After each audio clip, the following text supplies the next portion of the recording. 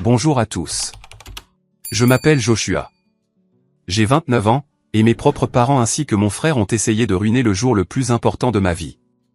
Avant de vous raconter le moment où mon beau-père s'est levé et a fait s'effondrer tout l'univers de mon frère avec une seule phrase, dites-moi d'où vous regardez dans les commentaires ci-dessous. Tout a culminé avec un appel téléphonique, à peine 3 semaines avant mon mariage.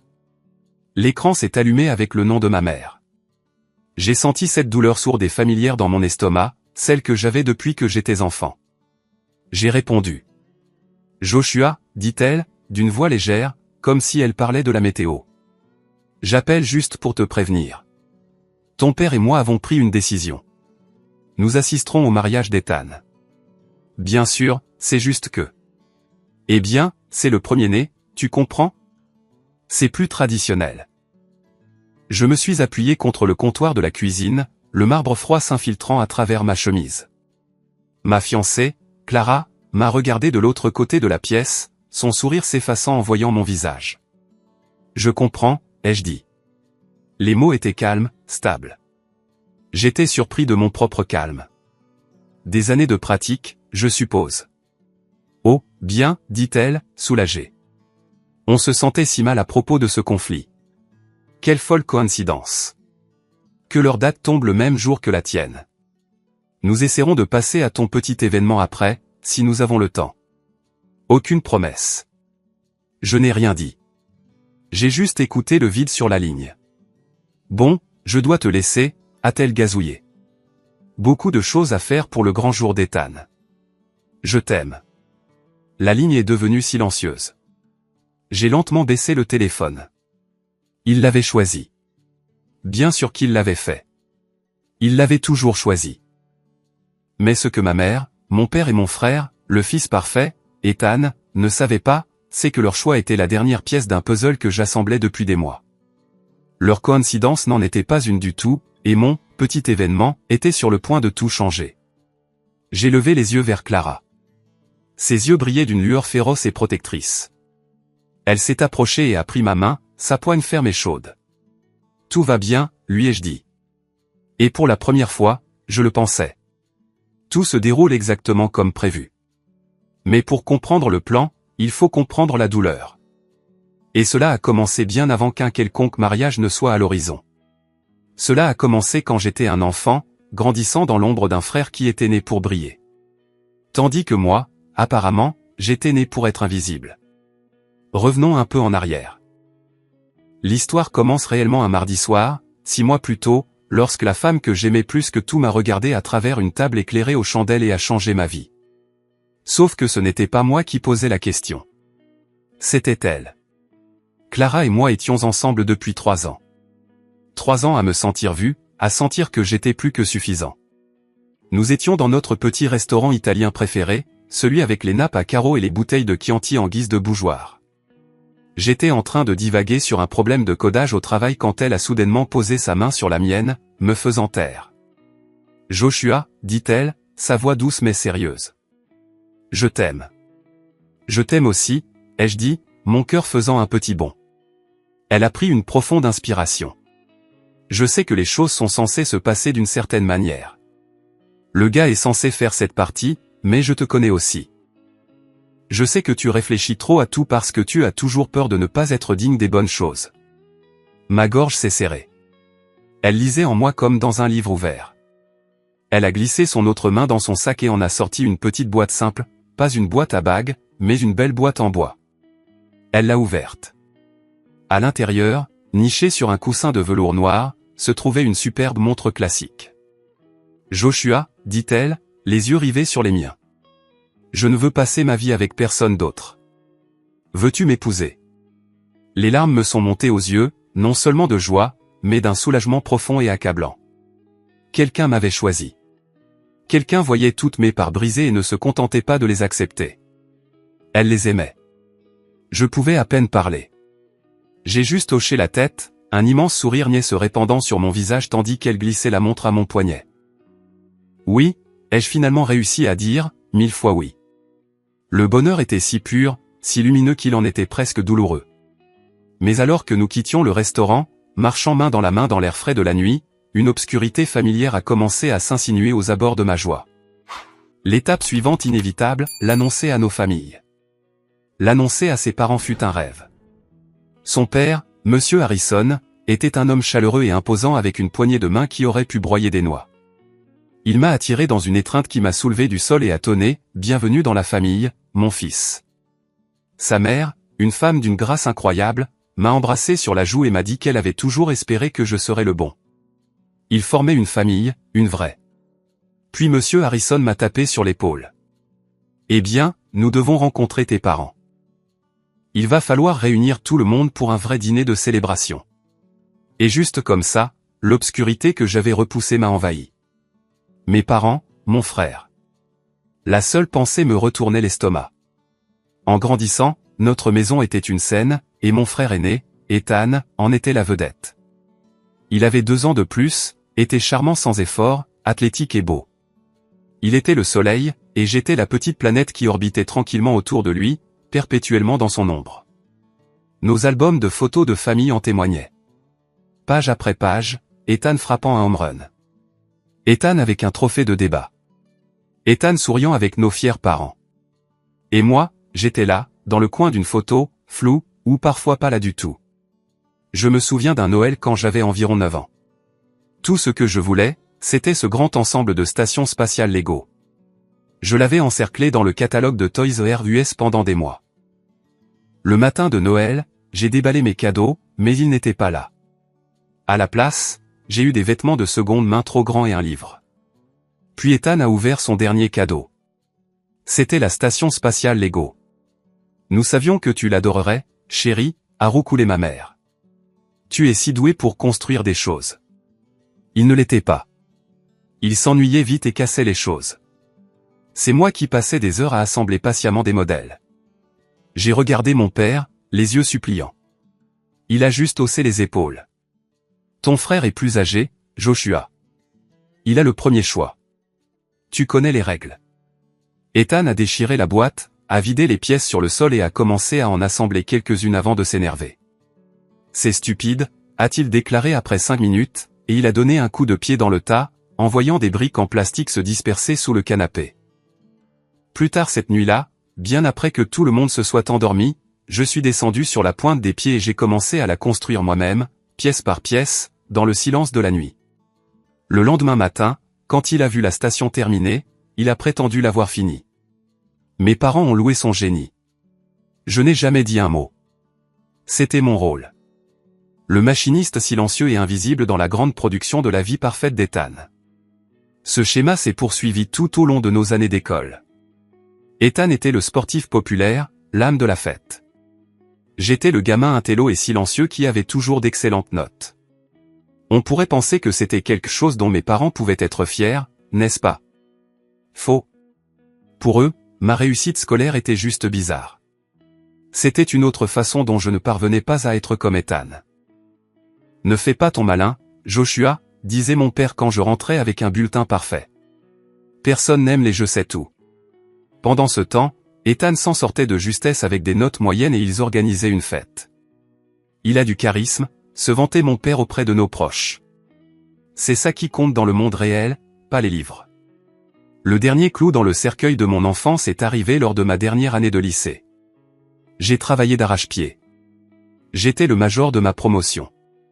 J'ai reçu une offre de bourse d'une prestigieuse université hors de l'État pour étudier le génie informatique. C'était mon billet de sortie, ma chance d'être enfin vu pour qui j'étais, pas pour qui je n'étais pas. Je me souviens être rentré en courant à la maison, agitant la lettre d'acceptation, mon cœur battant d'un espoir que je n'avais pas ressenti depuis des années. Mes parents étaient dans le salon, regardant la télévision. Je me suis tenu devant l'écran, à bout de souffle. J'ai été accepté. J'ai eu la bourse. Ma mère a pris la lettre et y a jeté un coup d'œil. Oh, c'est bien, chérie. Mon père n'a même pas levé les yeux. Ça couvre combien? Environ 75%, ai-je dit, ma voix tremblant d'excitation. Je peux travailler pour couvrir le reste ou prendre un petit prêt. Il m'a finalement regardé, son visage un masque d'agacement. Un prêt? Es-tu fou? Nous ne co-signerons rien. Et nous n'avons pas d'argent à jeter par les fenêtres pour ça. Mais vous avez créé un fonds d'études pour nous, ai-je balbutié, confus. Ce fonds d'études, a dit mon père, sa voix dangereusement basse, est pour ton frère. Il va en école de commerce à l'université d'État. Il a besoin d'un bon départ pour construire sa carrière, pour se faire des relations. Nous n'allons pas le gaspiller dans une de tes chimères à l'autre bout du pays. Les mots m'ont frappé comme un coup physique. Je ne pouvais plus respirer. Mais mes notes, la bourse. Nous avons déjà gaspillé assez d'argent avec toi, Joshua, a dit ma mère, pas méchamment, mais avec une finalité qui était pire que la colère. Ethan et l'investissement. Il est temps que tu commences à subvenir à tes propres besoins.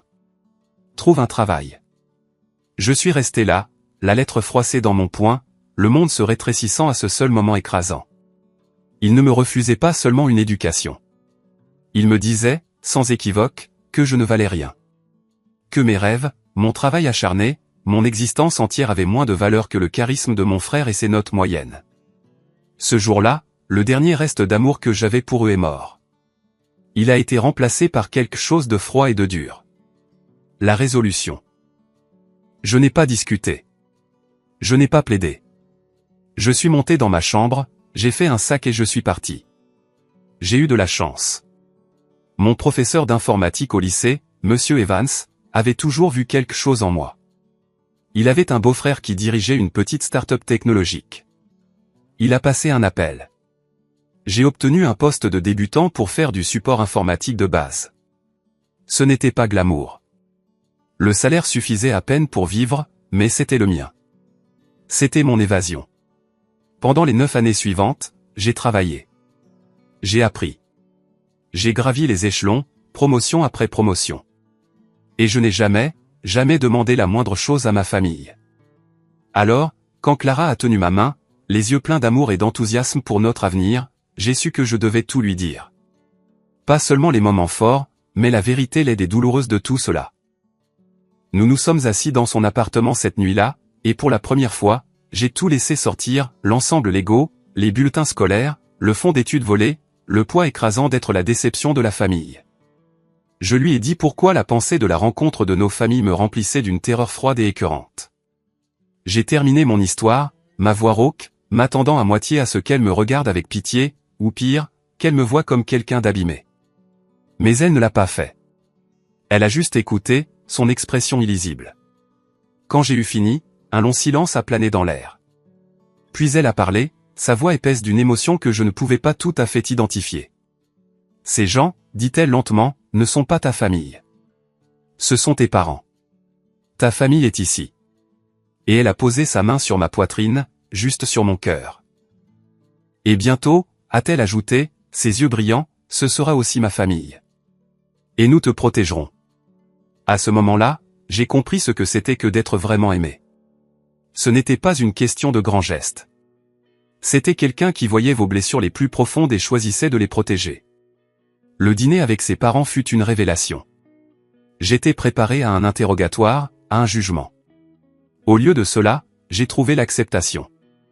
Madame Harrison, après avoir entendu une version très édulcorée de mon passé, m'a simplement tapoté le bras et a dit, « Eh bien, leur perte est notre gain. » Mais c'est Monsieur Harrison qui m'a vraiment surpris.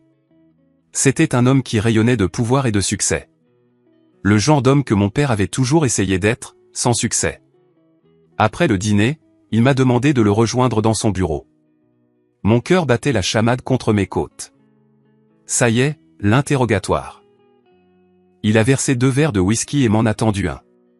Il m'a fait signe de m'asseoir dans un fauteuil en cuir moelleux en face de son bureau. « Joshua » a-t-il commencé, sa voix un grondement sourd. « Clara m'a un peu parlé de ton passé. Pas les détails, juste que les choses ont été difficiles. » J'ai hoché la tête, ne sachant que dire. « Je ne suis pas un homme qui se soucie d'où vient quelqu'un » a-t-il poursuivi en faisant tourner le liquide ambré dans son verre.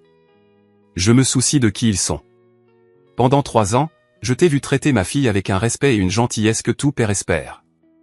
Je t'ai vu gravir les échelons à partir de rien dans un domaine compétitif, basé sur le pur talent et la ténacité. Toi, mon fils, tu es un homme qui s'est fait tout seul, et il n'y a rien au monde que je respecte plus que cela. » Il a levé son verre. « À mon futur gendre. » J'ai levé le mien, ma main tremblant légèrement. Pour la première fois de ma vie, une figure paternelle me regardait avec fierté. C'était un sentiment si étranger, si puissant, qu'il m'a presque mis à genoux. J'ai quitté leur maison cette nuit-là en me sentant pousser des ailes. J'avais une famille maintenant, une vraie. Et avec eux à mes côtés, je sentais que je pouvais enfin affronter les fantômes de mon passé. Je ne réalisais juste pas que ces fantômes étaient sur le point de se matérialiser de la manière la plus destructrice possible. La nuit de la grande réunion de famille est arrivée une semaine plus tard. Clara, sachant à quel point j'étais stressé, avait réservé une salle privée dans un steakhouse haut de gamme. C'était un territoire neutre, élégant et calme, un endroit qui, je l'espérais, pourrait inspirer une apparence de comportement civilisé de la part de ma famille. J'étais un imbécile d'être si optimiste. Les Harrison sont arrivés les premiers, pile à l'heure, impeccablement habillés et portant un magnifique bouquet de fleurs pour ma mère. Clara et moi les avons accueillis, et nous quatre avons échangé des banalités. Puis, avec 20 minutes de retard, ma famille a débarqué comme un ouragan de catégorie 4. Mon père, Richard, portait un polo taché. Ma mère, Eleanor, avait un survêtement criard qui semblait avoir été acheté dans un magasin discount. Et Ethan. Ethan était dans son élément. Il est entré d'un pas arrogant, vêtu d'une chemise de marque déboutonnée un peu trop bas, un sourire suffisant plaqué sur son visage alors qu'il examinait le décor coûteux. « Waouh, Josh !» dit Ethan bruyamment, en me frappant dans le dos assez fort pour me faire trébucher. « Tu as finalement réussi à trouver une fille qui peut payer pour un repas décent, hein ?» J'ai serré les dents. Le sourire de Monsieur Harrison s'est légèrement crispé. « Richard, Eleanor, c'est un plaisir de vous rencontrer enfin, » a dit Monsieur Harrison en tendant la main. Mon père lui a donné une poignée de main molle, ses yeux parcourant déjà le menu. « Ouais, vous aussi. Commandons à manger, je meurs de faim. » Le dîner fut, sans aucun doute, les 2 heures les plus atroces de ma vie. Mes parents et Ethan ont ignoré toutes les tentatives de conversation des Harrison. Ils ne se parlaient qu'entre eux et généralement la bouche pleine. Ils se sont plaints de la taille des portions. Ils se sont disputés pour savoir qui aurait le dernier petit pain. Ma mère, Eleanor, a même sorti une calculatrice pour estimer le coût du repas, sifflant bruyamment et disant « Vous gâtez vraiment mon garçon, hein ?» Les parents de Clara étaient des maîtres de la diplomatie, essayant d'orienter la conversation vers des sujets neutres. « Alors, Ethan, dit Madame Harrison avec un sourire poli. Joshua nous dit que vous travaillez dans la finance. » Ethan s'est penché en arrière, bombant le torse. Ouais, un gros bonnet de la banque d'investissement. C'est un marché de tueurs, mais je suis sur la voie rapide. J'envisage une énorme promotion au poste de directeur bientôt. L'augmentation de salaire va être démente. Vous ne comprendriez probablement pas. C'est un monde de haute pression. Il a agité une main dédaigneuse comme s'il parlait à un enfant. J'ai observé Monsieur Harrison, un homme qui dirigeait une société financière de plusieurs milliards de dollars, hocher lentement la tête, une expression étrange et illisible sur son visage. Vraiment, dit-il doucement. L'humiliation finale est arrivée avec le plat principal. Le serveur a placé un magnifique filet mignon parfaitement cuit devant mon père. Il en a pris une bouchée, a mâché bruyamment, puis l'a recraché sur le côté de son assiette. C'est saignant, a-t-il beuglé en faisant signe au serveur. C'est quoi ce bougeoir de luxe? Reprenez-le et faites-le cuire jusqu'à ce qu'il soit mort. Je voulais que le sol s'ouvre et m'avale. Je sentais la chaleur monter à mon visage, une onde brûlante qui n'était que trop familière. J'ai risqué un regard vers Clara. Elle ne me regardait pas avec pitié. Elle regardait ma famille avec une fureur froide et dure. Et dans ses yeux, j'ai vu ma propre décision se refléter. Ça s'arrête maintenant. Juste au moment où je pensais que la soirée ne pouvait pas être pire, Ethan a décidé de reprendre le devant de la scène. Alors, en parlant de grandes nouvelles, a-t-il annoncé en s'essuyant la bouche avec le dos de la main. Il a attrapé sous la table une jeune femme et l'a installée sur le siège à côté de lui. Elle avait dû se glisser pendant que mon père faisait sa scène avec son steak. Elle était belle, d'une manière nette et brillante, avec des cheveux parfaits et une robe qui coûtait plus cher que ma première voiture. Tout le monde, rayonna Ethan, voici ma petite amie, Sophia. Enfin, ma fiancée, en fait. Il a attrapé sa main et a exhibé une énorme bague en diamant. Je lui ai demandé de m'épouser ce matin. Mes parents ont explosé. Ma mère a poussé un cri de joie, se levant pour serrer Sophia dans ses bras. Mon père a tapé dans le dos d'Ethan, toutes les plaintes concernant son steak trop cuit oubliées. C'est mon garçon. Je savais que tu dénicherais la perle rare. Clara et moi avons échangé un regard. Le timing était suspect. Félicitations, dit Clara, sa voix parfaitement égale. C'est une merveilleuse nouvelle. Sophia lui a adressé un sourire qui n'était que dents. Merci. Tout a été si soudain. Quand Ethan m'a dit que vous vous mariez, je me suis juste dit, pourquoi attendre? La vie est trop courte, vous savez. Elle a toisé Clara de la tête aux pieds, son regard s'attardant un instant sur la bague de fiançailles simple et élégante de Clara avant de revenir à son propre énorme caillou. Le message était clair. Le reste du dîner fut le Ethan and Sophia show. Nous avons tout entendu sur leur romance éclair, leur projet de mariage somptueux et la famille influente dont Sophia était issue. Son père possédait apparemment une chaîne de concessionnaires de voitures de luxe. Mes parents en bavaient presque. C'était la belle-fille dont ils avaient toujours rêvé. Riche, tape à accent grave-l'œil, et un accessoire parfait pour leur fils en or. Ils ont complètement ignoré Clara. C'était comme si elle n'existait pas. À un moment donné, Eleanor s'est même penchée sur la table et a dit à Sophia, « Il faudra que tu me donnes les coordonnées de ton père. » Richard pense à changer de voiture. Peut-être qu'on pourra avoir une réduction familiale maintenant. J'ai senti Clara se tendre à côté de moi. C'en était trop. Je me suis levé. Je pense que nous devrions en rester là pour ce soir, ai-je dit, ma voix dangereusement calme. Tout le monde m'a regardé, surpris que j'ai parlé. Merci, M et Madame Harrison, pour ce charmant dîner. Ce fut un plaisir. J'ai regardé ma famille d'un air entendu. Ce fut une soirée.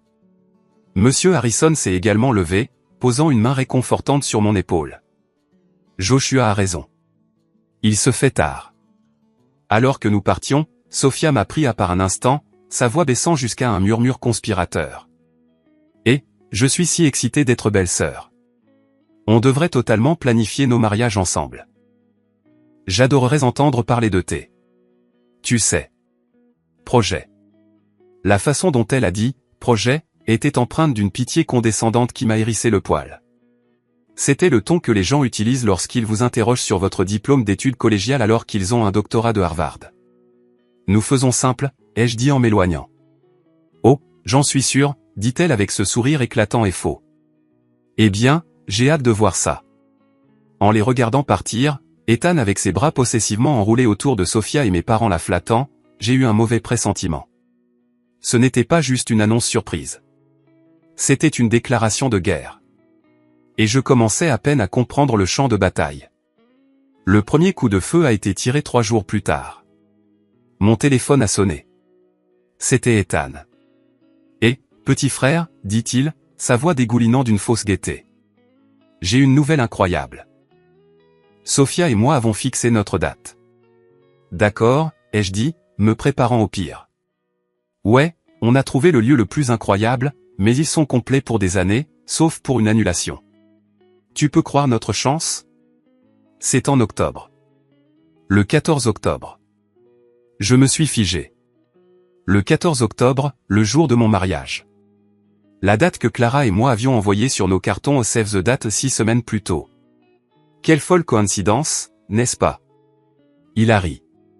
Il n'y avait aucun humour là-dedans. C'était le son d'un prédateur savourant sa proie. Je veux dire, quelles sont les chances? On était tellement fixé sur ce lieu, on a dû le prendre. Ça ne te dérange pas, j'espère? Je n'ai pas répondu. Je ne pouvais pas. La cruauté pure et calculée de cet acte m'a coupé le souffle. Bref, a-t-il poursuivi, je voulais juste te prévenir. On se parle bientôt. Il a raccroché. Je suis resté là, le téléphone à la main, les jointures blanches. Coïncidence. Il avait l'audace d'appeler ça une coïncidence. Avant même que je puisse traiter la rage, mon téléphone a sonné à nouveau. Cette fois, c'était ma mère. Son appel était celui que j'ai détaillé au début de cette histoire. Nous assisterons au mariage d'Ethan. Bien sûr, c'est le premier-né, tu comprends? Nous essaierons de passer à ton petit événement après, si nous avons le temps. C'en était trop. La trahison finale est impardonnable. Ce n'était pas seulement qu'il l'avait choisi. C'était la manière désinvolte et méprisante dont il l'avait fait. Mon mariage, le jour le plus important de ma vie, était réduit à un petit événement auquel il pourrait passer. L'aboutissement d'une vie entière à m'entendre dire que j'étais le second choix, une pensée après coup. Quand j'ai raccroché, un calme étrange m'a envahi. La douleur était toujours là, une pierre froide et profonde dans mes entrailles, mais la colère s'était consumée, laissant derrière elle quelque chose de net et de dur comme de l'acier. Un but. Je suis entré dans le salon où Clara était sur son ordinateur portable, regardant des arrangements floraux. Elle a vu mon visage et le sien s'est décomposé. Ils l'ont fait, n'est-ce pas, a-t-elle murmuré. J'ai hoché la tête. Le mariage d'Ethan est le 14 octobre, et mes parents viennent d'appeler pour confirmer qu'ils assisteront au sien. J'ai vu une tempête d'émotions traverser son visage. La fureur, l'incrédulité, puis un sourire lent et dangereux. Elle a fermé son ordinateur portable. D'accord, dit-elle, la voix ferme. Oublie les fleurs. Oublie le budget. Oublie le petit mariage intime dont nous avions parlé. Elle s'est levée et est venue vers moi, prenant mes deux mains dans les siennes. Ses yeux flambaient. Ton beau-père, dit-elle, avec une nouvelle et excitante emphase sur les mots, possède l'une des filiales d'organisation d'événements les plus prospères de l'État. Nous n'allons pas avoir un petit événement, Joshua. Nous allons avoir un mariage dont on se souviendra. Nous allons leur donner une place au premier rang pour la plus grande erreur de leur vie. Et à ce moment-là, j'ai abandonné la dernière parcelle d'espoir que ma famille changerait un jour. J'ai abandonné le besoin de leur approbation. J'avais une nouvelle famille maintenant. Et nous ne planifions plus seulement un mariage. Nous planifions une mise au point. Les 3 mois suivants furent un tourbillon d'opérations clandestines. Nous sommes devenus des commandos du mariage, opérant dans le secret le plus total. La première règle de notre nouveau plan était un blackout complet de l'information. Ma famille a été mise sur une liste de non-contacts stricts. Leurs appels allaient directement à la messagerie vocale. Leurs textos restaient sans réponse. Quand Sophia, fidèle à sa parole, a envoyé une série de textos mielleux demandant des nouvelles de la planification, Clara répondait par des mots vagues d'une seule syllabe. « Comment avance la recherche du lieu ?» demandait-elle. « Bien, » répondait Clara. « Tu as déjà trouvé une robe ?» « Oui. » Ça les rendait fous. J'ai appris par mon oncle David, le frère cadet de mon père et la seule personne de la famille qui m'ait jamais montré une once de gentillesse, que ma mère se plaignait à qui voulait l'entendre. Je ne comprends pas pourquoi Joshua est si secret. C'est probablement parce qu'il a honte. Je parie qu'ils font juste quelque chose de petit dans un jardin. Laissons-les penser ça. C'était parfait. Pendant ce temps, en coulisses, la machine Harrison était en plein mouvement. Clara avait raison. Son père ne connaissait pas seulement des gens, il possédait l'entreprise. Il a mis sa meilleure organisatrice, une femme redoutable nommée Evelyn, sur notre cas. Notre budget initial a été cérémonieusement déchiqueté. Le budget, a annoncé M. Harrison lors de notre première réunion dans une salle de conférence élégante, est de rendre ma fille heureuse et de montrer à Joshua le respect qu'il mérite. C'est le seul poste budgétaire. Notre petit événement était maintenant prévu dans la grande salle de bal de l'hôtel Saint-Régis, un lieu synonyme de luxe d'antan. C'était un lieu si exclusif qu'il fallait généralement le réserver des années à l'avance. Mais quand M. Harrison a appelé, une ouverture providentielle est miraculeusement apparue. La liste des invités était la phase suivante de l'opération. Notre liste originale de 50 amis proches et membres de la famille a été abandonnée. Evelyn et Madame Harrison se sont mises au travail. La nouvelle liste a gonflé à 300 personnes. Elle incluait toute la famille élargie de Clara, leur réseau d'amis et, plus important encore, une sélection triée sur le volet des associés de M. Harrison. J'ai invité quelques personnes clés de mon entreprise, m'a-t-il dit un soir alors que nous examinions le plan de table. Il a tapé sur un nom sur la liste. Quelques membres du conseil d'administration et notre principal conseiller juridique. Ce sera bien pour eux de voir à quoi ressemble la véritable intégrité. Il y avait une lueur dans ses yeux que je commençais à reconnaître. C'était le regard d'un maître d'échecs positionnant ses pièces pour l'échec et mat. Il m'a posé des questions sur l'entreprise d'Ethan. Je lui ai donné le nom de la société d'investissement de taille moyenne où Ethan travaillait. Monsieur Harrison a juste hoché la tête lentement, une expression pensive sur son visage. H&H Financial a une relation de travail avec eux, dit-il de manière énigmatique. Nous sommes de l'autre côté d'une grosse fusion dans laquelle ils sont impliqués. Intéressant. C'était un détail que j'ai enregistré. Ça semblait important. Tout était de premier ordre. Un orchestre de 10 musiciens. Un chef célèbre pour concevoir le menu. Un designer floral qui a créé des installations à couper le souffle qui semblait sorti d'un conte de fées. La robe de Clara était un chef-d'œuvre sur mesure. On m'a fait un smoking sur mesure. C'était surréaliste. Une partie de moi, celle qui était encore ce petit garçon dans le coin, ressentait un sentiment constant et lancinant de syndrome de l'imposteur. Je ne méritais pas tout ça. Mais chaque fois que je ressentais ce doute, Clara ou ses parents étaient là. Madame Harrison passait son bras sous le mien lors d'une dégustation de gâteaux et disait « Joshua, tu as une lumière dans les yeux que je n'avais pas vue auparavant. Ça te va bien. » Monsieur Harrison me tapait sur l'épaule après une réunion et disait « Tu gères tout ça comme un pro, mon fils. » Il ne se contentait pas d'organiser une fête. Il reconstruisait mon estime de moi, un détail luxueux et valorisant à la fois. La dernière pièce du plan était la plus difficile. Nous devions inviter ma famille, non pas parce que nous les voulions là, mais parce que leur présence était nécessaire au fonctionnement du plan. L'invitation a été envoyée, un carton épais de couleur crème avec des lettres dorées qui coûtaient probablement plus cher que leur dîner. C'était une invitation à notre réception de mariage au Saint-Régis à 19 h le 14 octobre. Nous savions que la cérémonie d'Ethan était à 16 h, suivie d'une réception dans un club de golf en banlieue. Notre timing était délibéré. Il leur laissait une fenêtre pour venir se vanter, et nous comptions sur eux pour la saisir. 2 semaines avant le mariage, le carton RSVP est revenu par la poste. Richard, Eleanor et Ethan plus une personne ne seront pas présents. Ils n'avaient même pas pris la peine d'utiliser le nom de Sophia. J'étais juste, le frère de Joshua, dans une note qu'ils avaient écrite sous la case cochée nom. Ma mère avait griffonné une note de son écriture bouclée, tellement désolé, nous serons occupés à un vrai mariage. Espérons que vous vous amuserez.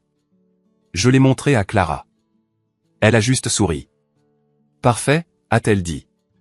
Ils ont mordu à l'hameçon. Le jour J est arrivé. 14 octobre. Je me suis réveillé dans une suite au sein. Régis, ressentant un étrange mélange de terreur et d'exaltation. Je me suis tenu près de la fenêtre, regardant la ville s'éveiller en contrebas. Le smoking sur mesure était accroché à la porte de l'armoire. Ça y est. Notre cérémonie fut une affaire privée, tenue dans le jardin sur le toit de l'hôtel en début d'après-midi. Juste nous, les Harrison, mon témoin, Michael, et la demoiselle d'honneur de Clara. C'était parfait. Debout là, prononçant mes vœux à Clara avec la ligne d'horizon comme témoin, j'ai ressenti un profond sentiment de paix. Quoi qu'il arrive ce soir, j'avais déjà gagné. Je l'avais, elle. La réception devait commencer à 19 h. À 18h45, la grande salle de bal bourdonnait déjà d'activité. C'était à couper le souffle. Des arrangements floraux imposants, des lustres en cristal scintillant comme des constellations captives, et le murmure bas et élégant de 300 invités se mêlant autour de champagne et d'huîtres. L'orchestre de 10 musiciens jouait du jazz doux. C'était un monde à part des salles de centres communautaires et des salles de réception de clubs de golf auxquels j'étais habitué. À 19h15, pile à l'heure, le concierge de l'hôtel a parlé doucement dans son communicateur de poignet. J'ai vu Evelyne, notre organisatrice, hocher la tête de l'autre côté de la salle. Elle m'a fait un discret signe de pouce levé. Ils sont là, murmura-t-elle en passant. J'ai pris une profonde inspiration et j'ai serré la main de Clara. Nous nous tenions près de l'entrée, accueillant les invités. Nous nous étions positionnés de manière à avoir une vue claire de leur arrivée. Et puis ils sont entrés. C'était comme regarder une scène de film où des personnages de 2 films différents se retrouvent accidentellement sur le mauvais plateau. Mon père portait un costume beige mal ajusté. Ma mère portait une robe fuchsia criarde, trop serrée et trop voyante pour cette soirée élégante. Et Ethan et Sophia. Ils avaient l'air de venir, eh bien, d'un mariage dans un club de golf de banlieue. Son costume était froissé, et la robe de style demoiselle d'honneur de Sophia, bien que chère, semblait criarde et déplacée au milieu de la mer de robes de créateurs et de smoking. Ils se sont arrêtés net juste à l'entrée.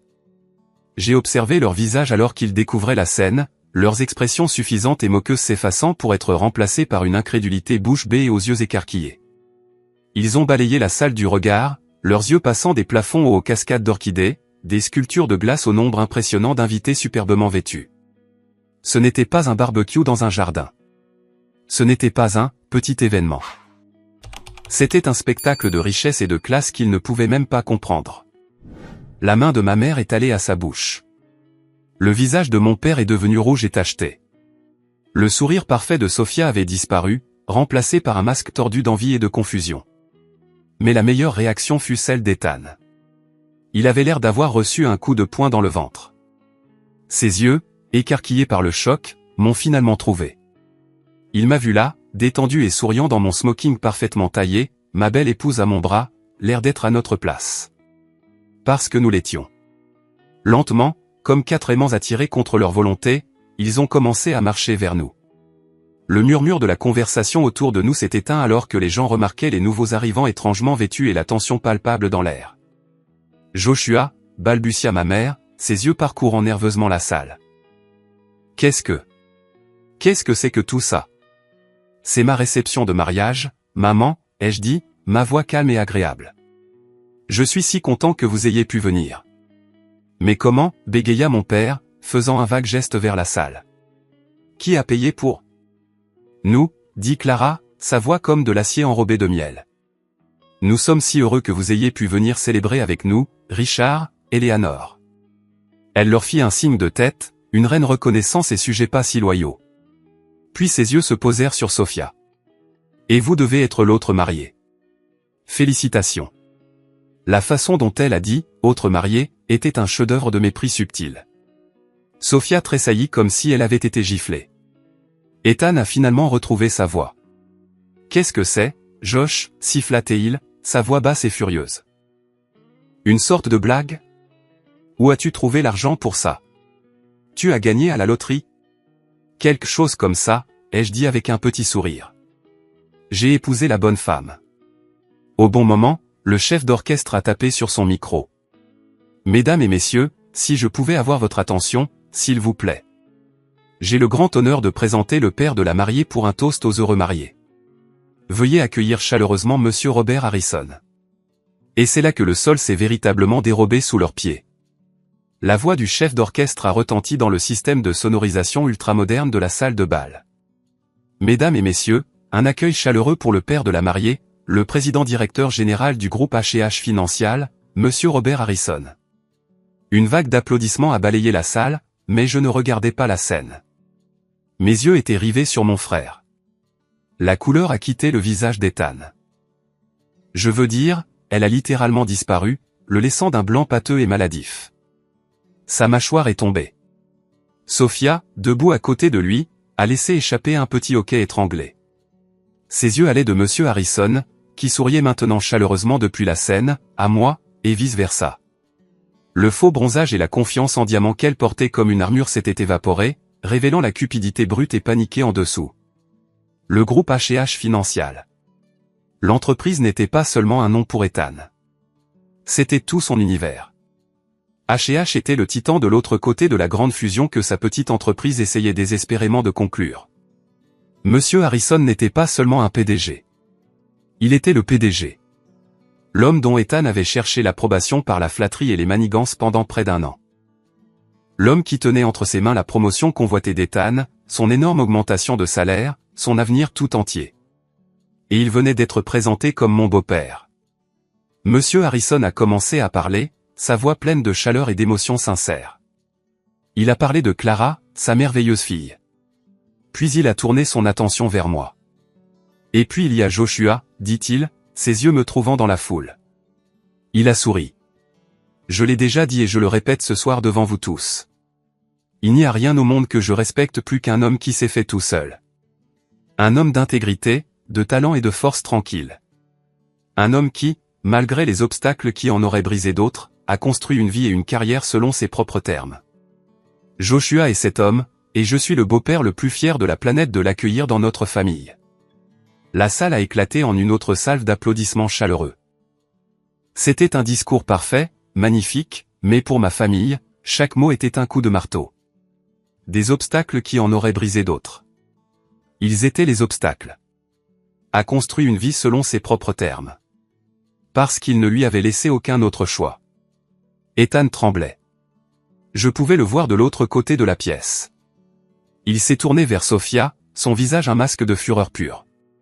Tu savais pour ça, cracha-t-il, sa voix un murmure rauque qui portait encore dans le silence stupéfait autour d'eux. Savoir quoi, siffla-t-elle en retour, les yeux écarquillés de panique. Comment aurais-je pu savoir? Tu m'as dit que c'était un moins que rien, un loser fauché. C'était ton travail. Tu étais censé te renseigner sur eux, gronda-t-il. Ma promotion. Toute ma carrière. Tu as tout gâché. J'ai tout gâché? La voix de Sophia monta jusqu'à un cri perçant. C'est toi qui as menti à tes patrons, en prétendant que tu avais des contacts pour l'accord H&H. Tu es un imposteur, Ethan. Un imposteur qui vit sur les cartes de crédit de ses parents.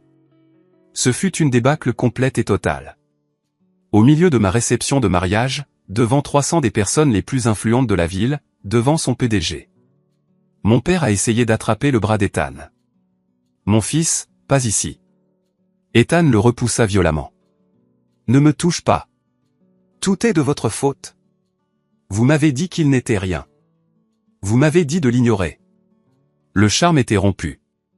La sécurité de l'hôtel, discrète mais ferme, a commencé à se diriger vers eux.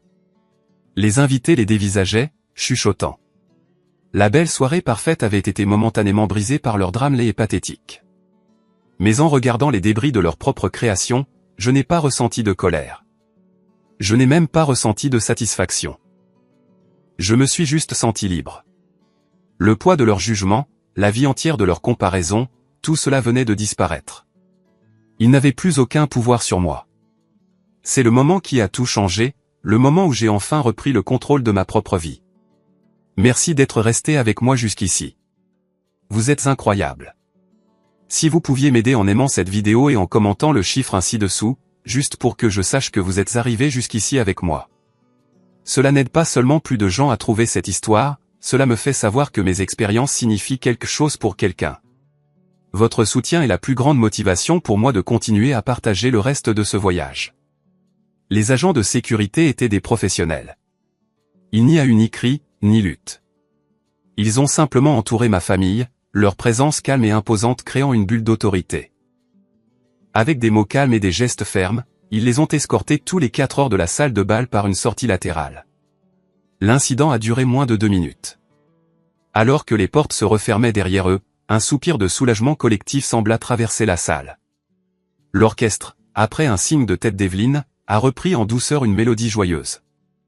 La fête a continué, mais je savais que ce n'était pas fini. Environ 10 minutes plus tard, mon témoin, Michael, s'est penché. Ils sont dans le hall, a-t-il chuchoté. Tes parents demandent à te parler seul. Clara a serré ma main. Tu n'es pas obligé. Je sais, ai-je dit, mais j'en ai besoin. Pour moi. Je l'ai embrassé sur le front et j'ai suivi Michael hors de la salle de bal. Je les ai trouvés blottis près d'un couloir de service, à l'écart du flux principal du hall de l'hôtel. Le combat les avait quittés. Ils semblaient juste petits et vaincus. Le maquillage de ma mère était maculé par les larmes. Le visage de mon père était cendré. Ethan et Sophia étaient partis, ayant probablement pris la fuite dans des directions opposées. Dès qu'ils m'ont vu, ma mère s'est précipitée en avant. Joshua. Oh Joshua, Dieu merci. Nous sommes tellement désolés. Mon père a hoché vigoureusement la tête. Un malentendu complet, mon fils. Nous n'avions aucune idée. Harrison, le PDG de H&H, pourquoi ne nous l'as-tu pas dit? La question était si absurde, si complètement dénuée de conscience de soi que j'ai presque ri. Vous le dire, ai-je demandé, ma voix dangereusement égale. Pourquoi l'aurais-je fait? Pour que vous puissiez essayer de m'utiliser. Pour que vous puissiez enfin faire semblant d'être fier de moi parce que j'ai épousé l'argent et le pouvoir? Non, non, ce n'est pas comme ça, sanglota Eleanor en tendant la main vers mon bras. J'ai reculé et elle a tressailli comme si je l'avais frappée. Nous avons toujours été fiers de toi, Joshua. Toujours. C'est juste que... Nous avons une drôle de façon de le montrer. C'était le mensonge le plus pathétique que j'ai jamais entendu. Toutes les années de négligence, à m'entendre dire que je n'étais pas assez bien, à voir mes rêves rejetés et mes accomplissements ignorés. Tout cela était censé être effacé par ce dernier mensonge désespéré. Non, ai-je dit, et le mot était aussi solide et inébranlable qu'un mur de granit. Vous n'avez jamais été fier de moi. Vous étiez fier d'Ethan. Vous étiez fier de l'idée que vous vous faisiez de lui. Vous avez tout investi en lui. Et vous m'avez traité comme une erreur d'arrondi dans le budget familial. Ce n'est pas juste, marmonna mon père, les yeux fixés au sol. Juste? J'ai laissé échapper un rire court et sec. Vous voulez parler de justice? Était-ce juste quand vous lui avez donné mon ensemble Lego? Était-ce juste quand vous avez méprisé mes notes? Était-ce juste quand vous avez pris mon fonds d'études et m'avez dit que mon avenir était un gaspillage d'argent? Était-ce juste quand vous avez conspiré avec lui pour ruiner le jour de mon mariage? Il n'avait pas de réponse. Il se tenait juste là, me regardant, la vérité enfin mise à nu entre nous. Vous êtes venu ici ce soir pour une seule raison, ai-je poursuivi, ma voix froide et claire. Vous êtes venu pour vous moquer de moi. Vous êtes venu voir mon petit événement et vous sentir supérieur. Vous vouliez confirmer une dernière fois que vous aviez misé sur le bon fils. Mais vous avez mal calculé. Vous n'avez pas parié sur le mauvais cheval. Vous n'avez simplement jamais réalisé qu'il y avait un autre cheval dans la course. J'ai regardé le visage de ma mère baigné de larmes, puis l'affaissement vaincu de mon père. Je n'ai rien ressenti. Ni colère, ni pitié, ni amour. Juste un vide vaste et tranquille. L'emprise émotionnelle qu'ils avaient sur moi depuis 29 ans était enfin, complètement brisée. Aujourd'hui est le jour de mon mariage, ai-je dit, ma voix s'adoucissant légèrement. Pas pour eux, mais pour moi. C'est le premier jour de ma nouvelle vie avec ma nouvelle famille. Une famille qui m'aime et me respecte pour qui je suis, pas pour ce que je peux faire pour eux. Et je ne vous permettrai pas de jeter votre ombre dessus une seconde de plus. Je me suis retourné pour partir. Joshua, attends, a crié ma mère, sa voix désespérée. Qu'est-ce qu'on fait maintenant? Je me suis arrêté, mais je ne me suis pas retourné. Ce n'est plus mon problème, ai-je dit par-dessus mon épaule. Je vous suggère d'aller profiter du reste du mariage d'Ethan. Et puis je suis retourné dans la lumière, le bruit et la chaleur de ma fête, les laissant derrière moi dans le couloir sombre et silencieux. Je n'ai jamais regardé en arrière. Les semaines qui ont suivi le mariage furent les plus heureuses de ma vie. Clara et moi sommes partis en lune de miel en Italie, un voyage offert par Monsieur Harrison comme cadeau de mariage. Pendant 2 semaines, nous avons tout oublié. Nous avons mangé des pâtes, bu du vin et nous sommes perdus dans d'anciennes rues pavées. Pas d'appel téléphonique, pas de mets, pas de drame familial. C'était juste nous. J'avais l'impression de pouvoir enfin respirer. À notre retour, la réalité a lentement recommencé à s'infiltrer, mais c'était une nouvelle réalité. Nous avons emménagé dans une belle nouvelle maison que nous avons achetée ensemble. Je travaillais toujours au même poste, mais quelque chose avait changé. Le syndrome de l'imposteur avait disparu. J'allais au travail avec une nouvelle confiance, une nouvelle conscience de ma propre valeur. Les nouvelles de mon ancienne famille me parvenaient par fragments, principalement par mon oncle David. Il m'a appelé environ un mois après le mariage, sa voix basse et hésitante. « Josh, c'est ton oncle David. Je voulais juste te féliciter. Je suis désolé de ne pas avoir été là. » « Ce n'est pas grave, oncle David, ai-je dit, et je le pensais.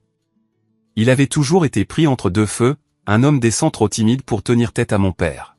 « Comment vas-tu? » »« Je vais bien. »« Écoute, je pensais que tu devais savoir. Les choses vont mal. » Il m'a tout raconté. La débâcle publique d'Ethan devant son PDG avait été catastrophique. Il a été licencié le lundi suivant pour manque de professionnalisme flagrant et conduite indigne de l'entreprise. La fusion sur laquelle sa société comptait a échoué, en grande partie parce que H&H Financial a retiré son soutien, citant des inquiétudes sur la stabilité interne de la firme partenaire. Ethan était devenu un paria dans son domaine du jour au lendemain. Sophia, voyant sa poule aux œufs d'or s'envoler, avait annulé le mariage le lendemain de la réception. L'énorme bague en diamant a été retournée et elle avait complètement disparu de leur vie. Le divorce d'un mariage qui n'a jamais eu lieu fut rapide et brutal. Mais ensuite, oncle David m'a raconté la partie que je n'aurais jamais pu deviner. Le dernier tour de vis, l'est définitif. Tes parents sont anéantis, Josh, dit-il, sa voix lourde de tristesse. Ce n'est pas seulement à cause du travail d'Ethan. C'est l'argent. Quel argent, ai-je demandé. Le mariage, dit-il. Le mariage d'Ethan. Ils ont tout payé. Le club de golf, la robe de créateur, tout. C'était près de 50 000 $. J'étais abasourdi. Où ont-ils trouvé ce genre d'argent? Ils ne l'ont pas, il y eut une longue pause au téléphone.